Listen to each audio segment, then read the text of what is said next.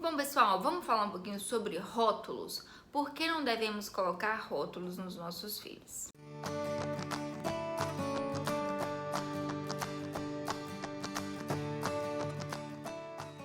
Bom, parece meio óbvio, né? Que os rótulos são uma coisa ruim. Mas a gente não entende a dimensão dos rótulos quando a gente coloca um rótulo numa criança.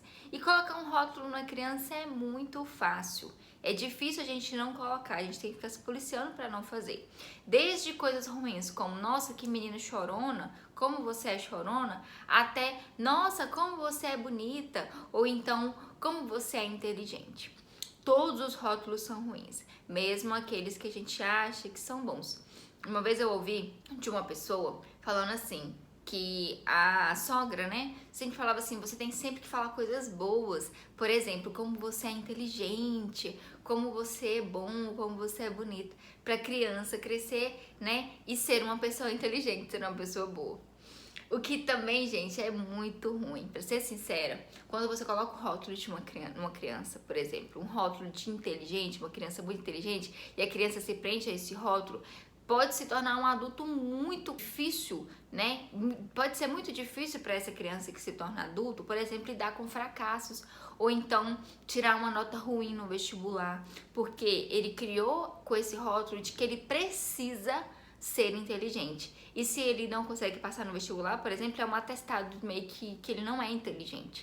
E se ele crescer ouvindo que ele é inteligente, quando a realidade bate, isso pode se tornar uma grande confusão. E adoecedora também, tá? Então vou explicar um pouquinho como que funcionam os rótulos. Quando você diz para uma criança, você é muito birrenta, você é muito chorão, né? A criança involuntariamente acredita que para satisfazer o seu desejo, ela precisa ser da forma como ela foi rotulada. Então, se ela foi rotulada com qualquer um desses rótulos, ela acha, ela acredita que ela tem que ser daquele jeito, tá? Então, uma criança rotulada como birrenta, por exemplo, tende a ser mais birrenta, porque ela acredita que é o que os pais querem que ela seja. Opa, então o pessoal tá todo mundo me chamando de birrenta, então é birrenta que eu tenho que ser? Ah, tá, então eu vou ser mais birrenta. Entende? Como que o rótulo pode ser uma coisa muito ruim? Isso pode prender a criança num comportamento que não é dela. Porque o que acontece? Quando a gente fala assim que uma criança é birrenta, a gente não tá falando sobre o comportamento, a gente tá falando sobre ela. Quando a gente fala assim, essa criança está tendo um comportamento desafiador, quando a gente fala essa criança está fazendo muita birra, a gente não tá falando dela, a gente tá falando do comportamento. Entende? A gente tá falando que ela está fazendo muita birra. Quando a gente fala ela é birrenta, a gente fala que a pessoa é. Ela não tem oportunidade de ser outra coisa que não seja aquilo que eu falei que ela é. Entende como é complicado quando a gente fala que alguém é alguma coisa? Então, assim, acontece, né, que a criança que foi rotulada como inteligente, por exemplo, tende a querer ser sempre inteligente, como eu disse anteriormente. E quando isso não acontece, ela pode se sentir muito frustrada por perceber que ela simplesmente não consegue alcançar o rótulo que lhe foi colocado, tá? Bom, no caso de uma criança rotulada como inteligente, por exemplo, sabe tudo, acontece do mesmo jeito.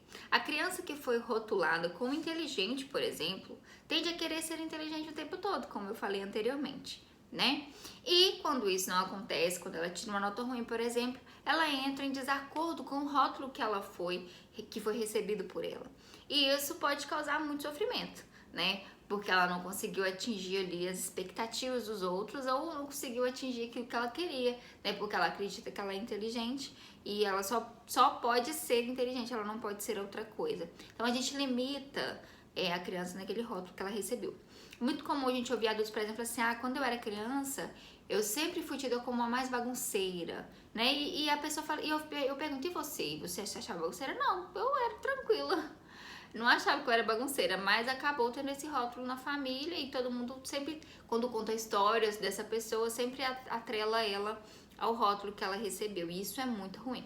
Por quê? Porque estar não significa ser, né? A gente tem que tomar um pouco de cuidado com isso. Então, nomear a pessoa de acordo com o padrão acaba tendo um efeito contrário. A pessoa vai fixar isso em seu próprio nome. Eu, Karine, por exemplo, era a ovelha negra. Todo mundo achava que eu era uma adolescente, tipo, namoradeira, e não, né?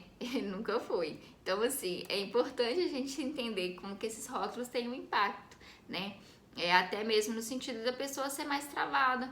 Ou pensar assim, cara, eu não sou desse jeito, eu não gosto de ser assim, mas eu continuo sendo para poder corresponder às expectativas dos outros. E aí a terapia é um lugar onde a gente vai desconstruir esses rótulos e é muito importante que a gente faça isso, tá? As crianças, elas são seres em formação. Se são seres em formação, é fundamental lembrar, né, que tudo que a gente fala com ela vai ficar gravado, né, nessa infância que está sendo criada.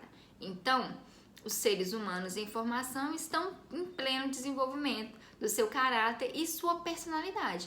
Então, se eu coloco rótulos, né, com suas peculiaridades físicas ou emocionais naquela época, não só estamos predeterminando quem são ou quem serão, né, como também reduzindo as suas possibilidades de experimentação.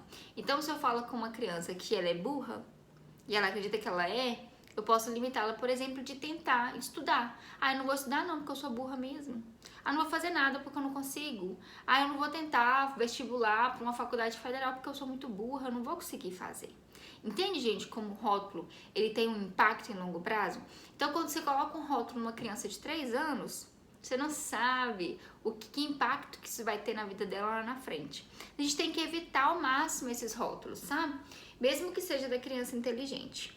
Eu já peguei várias crianças, assim, de atendimento, né, adolescente, nessa questão do vestibular, assim, com muita dificuldade. Porque quanto mais o vestibular se aproximava, mais eles se sentiam ansiosos, porque eles achavam que era o fim do mundo. Eles tinham que passar aqui naquilo ali, senão o mundo deles ia acabar. Ou então receber o rótulo de muito inteligente. Então, eu tenho que passar e tem que ser uma nota tipo 900 na redação, porque senão eu não sou inteligente o suficiente.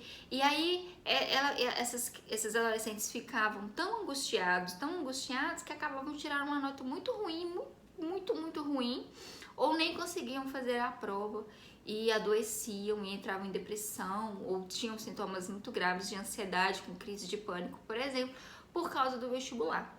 Então a gente tem que tomar muito cuidado com essa pressão social que a gente coloca e esses rótulos, tá? Nós somos espelhos e vamos continuar pensando, sentindo e interpretando a vida de um ponto de vista emprestado. Sempre o nosso ponto de vista, o ponto de vista de um adulto é importantíssimo para uma criança, porque ela está sempre buscando na gente quem ela é. Nesse sentido, o seu filho olha para você para ele saber quem eu sou, né? O que meu pai tá falando que eu sou? A autoestima da criança é construída com base nos feedbacks dos pais, que a criança recebe dos pais. Então, quando eles exageram, desvalorizam ou valorizam sem critérios, comprometem a visão que a criança terá de si mesma no futuro.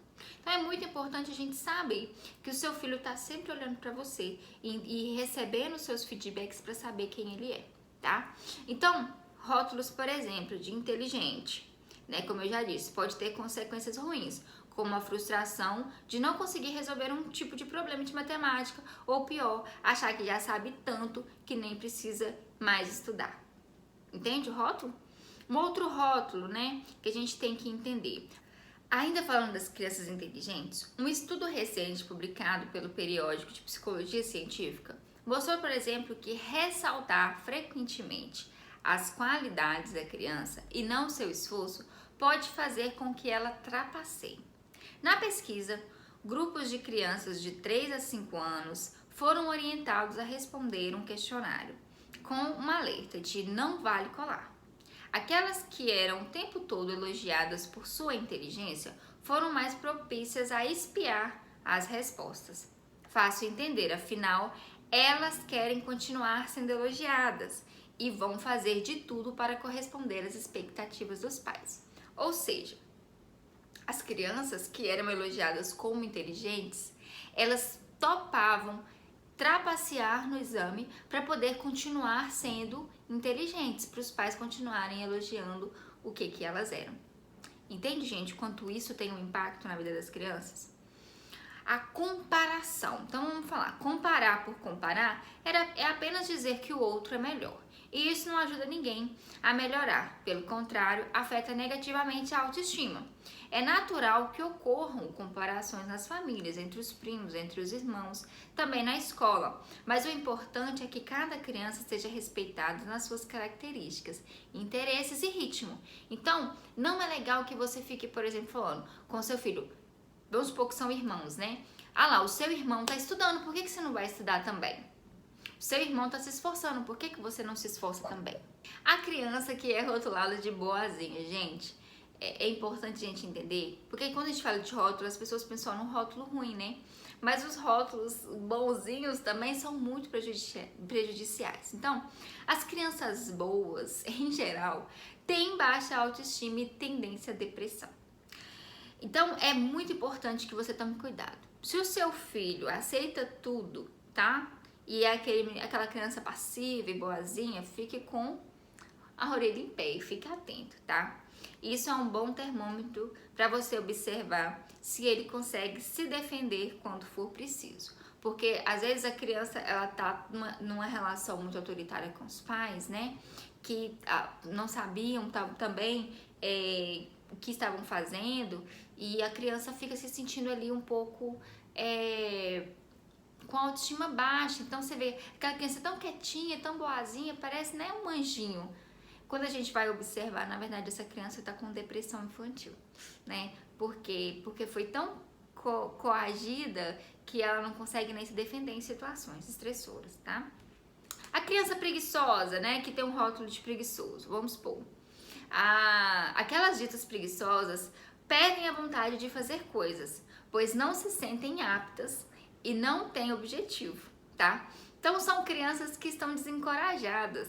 Lembre-se, elas têm ritmos próprios. Algumas são mais ativas, outras menos. É muito comum os pais de adolescentes falarem isso. Nossa, você é muito preguiçoso, você não faz nada. Mas sem entender que cada criança vai ter o seu ritmo. Às vezes o filho da gente simplesmente não vai fazer o que a gente quer que ele faça, simplesmente pelo fato que foi você que pediu que ele faça. Entende? Então a gente tem que saber, né, como eu falei numa aula anterior aí, sobre qual que é o seu papel de adulto é importante, tá?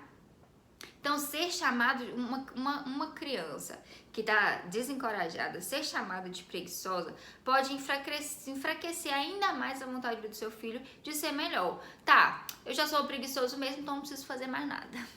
Já tô dentro do meu rótulo, já tô na minha zona de conforto, né? Então eu só simplesmente vou continuar fazendo o que eu tenho que fazer. Outra coisa que os pais fazem muito, né? Chama a criança de preguiçosa e vai lá e faz a tarefa dela. Por exemplo, tem que arrumar o quarto. Aí a mãe vai, nossa, você é muito preguiçoso. E aí o filho sai, a mãe vai lá e arruma o quarto todo. Não adianta nada, né? Não faça por uma criança coisas que ela pode fazer sozinha. Se o seu filho pode fazer sozinho, deixa ele fazer sozinho, tá? Encoraje a autonomia do seu filho sempre, desde criança, tá? Muitos pais falam assim, meu filho adolescente é um mó preguiçoso, ele não faz nada. Esses pais que sempre fizeram tudo pelos filhos, né? Do nada o filho se torna adolescente, ele fala, agora você é adolescente o suficiente, não vou fazer mais nada por você. E ele não investiu tempo em treinamento, esse filho simplesmente está acostumado aos pais fazerem tudo por ele. E aí quando ele chega na fase da adolescência, ele não sabe fazer nada sozinho, entende? Mas por você entender que agora ele é adolescente, ele vai saber, sendo que você ficou a vida inteira podando a autonomia do seu filho. E agora você quer que ele do nada seja autônomo. Entende, gente? Então, a gente tem que entender, se o seu filho tem 3 anos e consegue calçar o sapato sozinho, deixe que ele calce o sapato sozinho. Se ele tem 3 anos e consegue comer sozinho, deixe que ele coma sozinho. Sempre mostre para o seu filho o quanto ele pode ser autônomo e o quanto ele consegue fazer as coisas sozinho e encoraje isso, tá? Para que lá na frente você não precise lidar com uma criança ou um adolescente que simplesmente não consegue ser autônomo, não consegue fazer nada sozinho porque ficou a vida inteira sendo podado, tá? A criança sabe tudo, né? Por exemplo, é claro que é válido, gente, a gente reconhecer e encorajar o esforço dos nossos filhos, tá? Desde que esse não seja a única característica dele que você valoriza com frequência. Do contrário, ele terá problemas diante das frustrações naturais da vida. Encontrar outro sabichão, por exemplo. Se eu sou o sabe-tudo, eu não posso ter um outro sabe-tudo perto de mim, entende? Ter a nota baixa, por exemplo, né, que eu já falei anteriormente, ou dizer alguma bobagem e ser corrigido em público. Se eu tenho a crença, se eu acredito que eu preciso ser o sabe-tudo o tempo todo, se uma outra pessoa sabe mais do que eu e me corrige em público, pode ser que eu fique extremamente frustrada e pode ser que eu até me descaracterize, porque eu acredito que eu sou um sabe-tudo. Isso é muito comum, por exemplo, quando existe um adulto que não consegue falar em público. Aí quando você vai ver a história dele, ele foi dito como sabichão.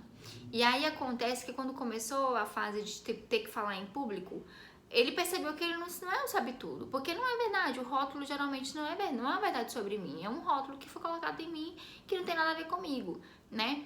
E aí, porque eu tenho medo de ser corrigido em público e perder o meu lugar, eu prefiro não falar em público. E aí a pessoa trava toda, ela não consegue apresentar um trabalho em público, ela não consegue falar nada porque ela não tem segurança suficiente para simplesmente conseguir saber que ela pode errar, porque ela é humana, a gente erra mesmo, não existe nada perfeito e que não tem problema nenhum em errar. Porque eu acho que eu sou o sabe-tudo e eu tenho que saber tudo o tempo todo. Entende, gente? Pra gente finalizar, então, o último rótulo que eu coloquei os rótulos que são mais comuns, tá? É o rótulo de chorão, né? Quando ainda são pequenos, é natural que usem o choro para se comunicar, né? As crianças demonstram a raiva, a frustração, a satisfação através do choro. Então, crianças muito sensíveis também podem chorar em situações nas quais se sintam inseguras, com mudanças. É muito comum, a gente tem que normalizar o choro, porque o choro é algo natural, tá? Então, se o seu filho chora com frequência, é importante que a gente acolha o choro e não que a gente rotule esse choro. Nossa, como você é chorando, nossa, como você é chorando. Não. Tudo bem, filho, né? Pode chorar, eu tô aqui, né? Abraça o seu filho, demonstre carinho por ele, né?